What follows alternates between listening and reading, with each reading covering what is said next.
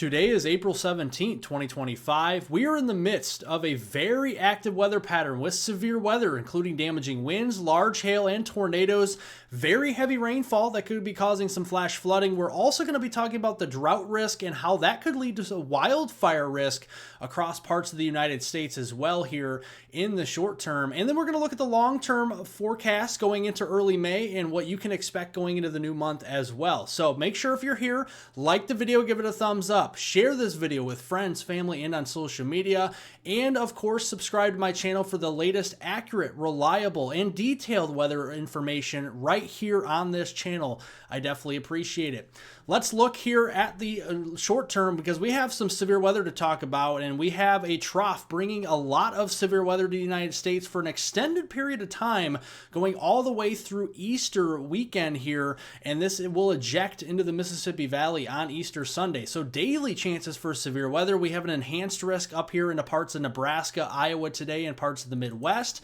Slight risk extending from Michigan all the way to North Texas tomorrow, Friday, April 18th. As we go into Saturday, April 19th, severe weather stretching from Texas all the way up through the Ohio River Valley and into southwestern Pennsylvania. And then finally Easter Sunday on April 20th as that system ejects toward the Mississippi Valley. Severe weather possible from southern Illinois all the way into Louisiana, Mississippi, and East Texas. So let's look first and foremost here at the short term, and record-breaking highs are expected this afternoon, 90s and mid to upper 90s at that, are expected across Kansas, western Oklahoma, and into West Texas, even parts of East New Mexico as we go into this afternoon. Where you see the boxed out here, those are where record highs are expected, and we have cold fronts coming through, so it will be a sharp contrast in especially Kansas from today to tomorrow. We're going to be in the 90s, mid-90s central Kansas today. We're going to be down into the mid-60s tomorrow, so a 30-degree temperature drop from today to tomorrow there in Kansas as a cold front comes through. And then even further as we go into Saturday, we're down into the upper 50s there in central Kansas, and then going into Sunday we start to warm up again across the plains. Now we are dealing with a little bit of a drought risk across this region and some dry ground, strong winds. Yeah, that's not doing very good for our wildfire risk because our relative humidity this afternoon is down into the 5 to 10% range here if you're lucky. And then as we go into the afternoon on Friday, we're still down into the teens in percentages with our relative humidity. And then as we go into Saturday, even a little bit better, but still West Texas around 10% with our relative humidity. Now we look here at our winds because this afternoon we're going to be seeing some pretty strong winds here in New Mexico and West Texas, over 80 miles an hour, especially in the mountains there of New Mexico.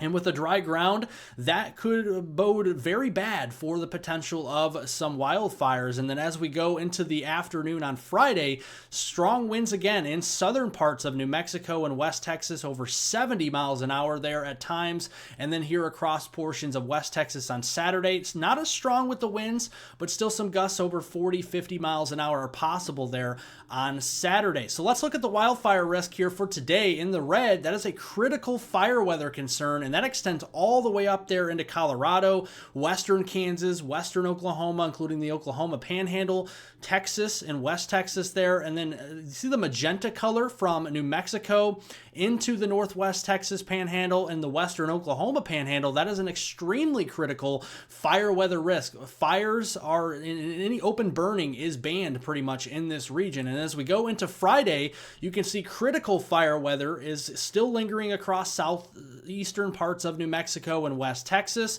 And then going into Saturday, a little bit better, but still elevated fire weather risk across West Texas as we go into Saturday, April 19th. Now let's look back here at our severe weather in the short term. We actually have an enhanced risk of severe weather there from eastern Nebraska all the way into central Iowa today. Omaha, eastward to Des Moines, right on I-80 there, we have the enhanced risk of severe weather, but a slight risk in yellow extending up into southern Minnesota, including the Rochester, Minnesota area.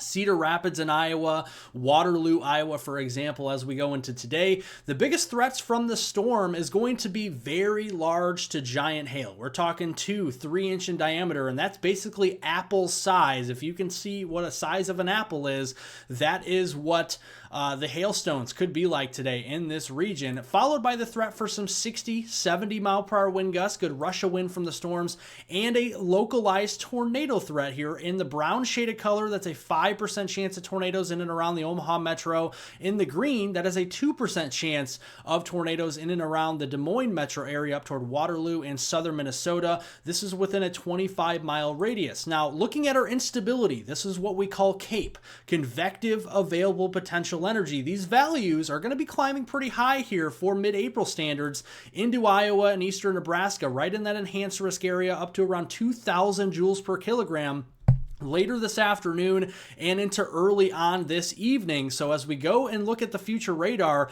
this is around 4 o'clock here this afternoon. Late afternoon, we're seeing a couple storms developing there in northern and central Iowa. Those will lift north of the boundary, so more into southern Minnesota as elevated hailers. Additional storms will fire up to the west along a cold front extending from southern Minnesota, western Iowa, and into eastern Nebraska there, including the Omaha region as soon as 7 o'clock here this evening, and then that line of storms and cluster will move east into the Des Moines metro between about 8 p.m. and about midnight, and then entering into the Waterloo area, Cedar Rapids, and Iowa City and the University of Iowa vicinity around the midnight time frame. Those will continue eastward into the wee hours of the morning on Friday. Madison, Wisconsin, Janesville, Monroe, Milwaukee. You guys have to watch out for some hail as we go into the 2, 3 o'clock in the morning time frame. And we could be along and north of the Highway 20 corridor. So Dubuque, Rockford, and Waukegan need to watch out for this as well. And then going into Michigan early on daybreak there on Friday, 5, 6, 7 o'clock in the morning. Grand Rapids, Lansing, Kalamazoo. Heavy rainfall. Some cloud to ground lightning, some smaller hail still possible, but these storms as they enter into Michigan should be on a weakening trend by then. But as we go through the rest of the week and into the weekend ahead, including the holiday weekend, this is going to be an extended period of severe weather here as we go into Friday tomorrow, Saturday the next day, and then Easter Sunday there. And this is finally going to eject across the middle of the country on Easter Sunday. So along and ahead of that cold front, we have severe weather forecasts from Michigan all the way down into North Texas here. The Storm Prediction Centers highlighted a slight risk of severe weather in yellow, and then another slight risk from Texas into southeast Oklahoma, Arkansas, and southern Missouri there. And as we go into Saturday, more of a marginal risk right along the Ohio River Basin there from Louisville up there towards Cincinnati and into places like Morgantown in West Virginia towards Pittsburgh. And then as it ejects into the middle of the country on Sunday, Easter Sunday, April 20th, areas like Little Rock, Memphis, Shreveport, Monroe, Tyler, Texas, College Station, all the way to St. Louis. You guys need to be on high alert for the potential of some stronger tornadoes even as we go into Sunday. So here we go, day by day. Friday morning, got that cluster of storms up here toward portions of the Midwest, southern Great Lakes.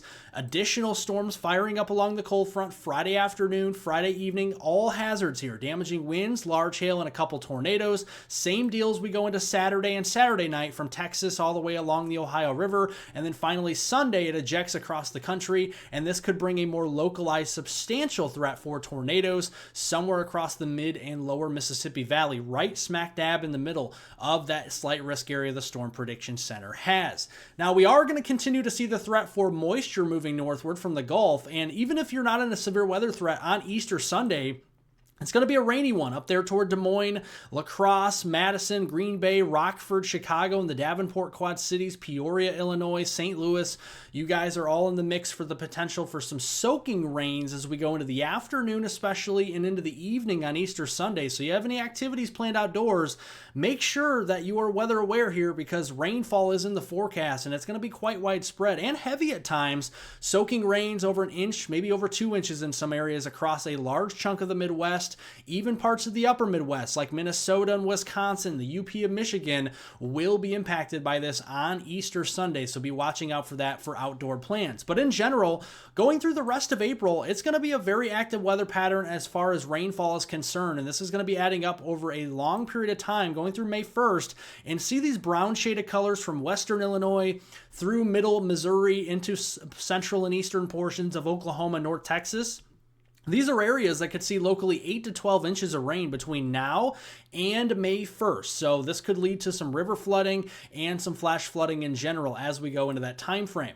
Now, heading into the last week there of April in general, we're going to have a ridge of high pressure in the east and a trough out west. This is going to continue to bring a conveyor belt of warmer air, first and foremost into the United States, but also some active weather, and it's more likely to be epicentered down here into the southern plains. So Oklahoma, Texas, Arkansas, and Louisiana, and then eastward into Dixie Alley like Mississippi, Alabama, and into the Tennessee Valley like Tennessee. Going to be seeing that as well. And that could be some severe weather. Now, as we go into early May 1st through the 7th or 8th, we're going to see a high pressure ridge across the south central United States, again bringing a conveyor belt of some warmer air. And I think drought feedback is very important here. Drier ground heats up faster than a wetter ground does, so the western plains will tend to be drier and warmer.